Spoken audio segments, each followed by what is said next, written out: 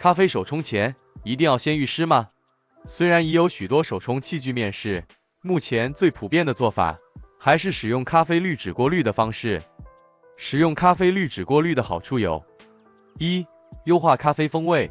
咖啡滤纸可以有效过滤咖啡渣和多数油脂，使咖啡更干净，这可以提高咖啡风味品质。二、简化后续清洗。使用咖啡滤纸可以简化清洗过程，用过的咖啡滤纸可以轻松的扔掉，少了咖啡渣处理的麻烦，加快整体冲煮时间，也有效的减少咖啡设备的维护工作。使用滤纸的好处显而易见。那么在冲煮前是否需要先淋湿咖啡滤纸呢？成就健康美味咖啡豆的条件就是优质生豆加新鲜烘焙。98%卖场里的咖啡豆都是使用劣质加过期的咖啡豆。Roma 精品咖啡采用的咖啡生豆皆是领有专业执照的杯测师细心筛选出的精品等级咖啡豆，而且我们只透过网络贩售接单才烘焙，让你喝得安心。我们的生豆采购管道特殊且多元，绝不是你同时间会在好几间咖啡店看到的相同品项。不想当 Me Too 吗？想品尝特殊风味咖啡豆吗？立即点击下方咖啡豆单链接，观看我们推荐的好豆。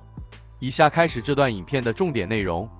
为了确保你喝的咖啡美味又新鲜，一定要看到最后，并确实采用先淋湿咖啡滤纸的步骤，称为预湿。是否进行预湿的争议由来已久，预湿或不预湿的各自支持者也都有一套自己的看法。现今社会透过网络查询资料很方便，甚至还有 ChatGPT 可以使用。但是你知道吗？透过网络查询到的资料很有可能是人云亦云的错误讯息，不一定是真理。最好的方法是先了解不同看法背后的逻辑，再据以在生活中验证，这才是最有底气的做法。接着来了解支持预湿的想法，有以下的几个原因支持这种做法。一、去除脂味。咖啡滤纸可能会有一些脂味残留，透过预湿可以将这些味道去除，以确保咖啡不会受到脂味干扰。二、稳定滤筛。将滤纸预湿后，它会更好的贴合在滤杯上，防止咖啡粉末在起泡沫的过程中穿过滤纸。三、控制水流。预湿滤纸可以提供一个更均匀的水流，有助于更均匀的湿润咖啡粉末，从而提高萃取的均匀性。真的是这样吗？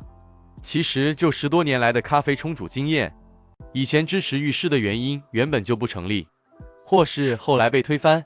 说明如下：一、去除脂味。或许很多年前的滤纸品质并不好，时至今日虽然滤纸的厂牌多了许多，但品质普遍都很好，即使是纸浆原色的滤纸，凑近鼻子也是闻不到脂味的。曾经遇过很省的消费者，同一张滤纸会重复使用多次，我们发现淋湿过后再干燥的滤纸反而非常容易闻到脂味。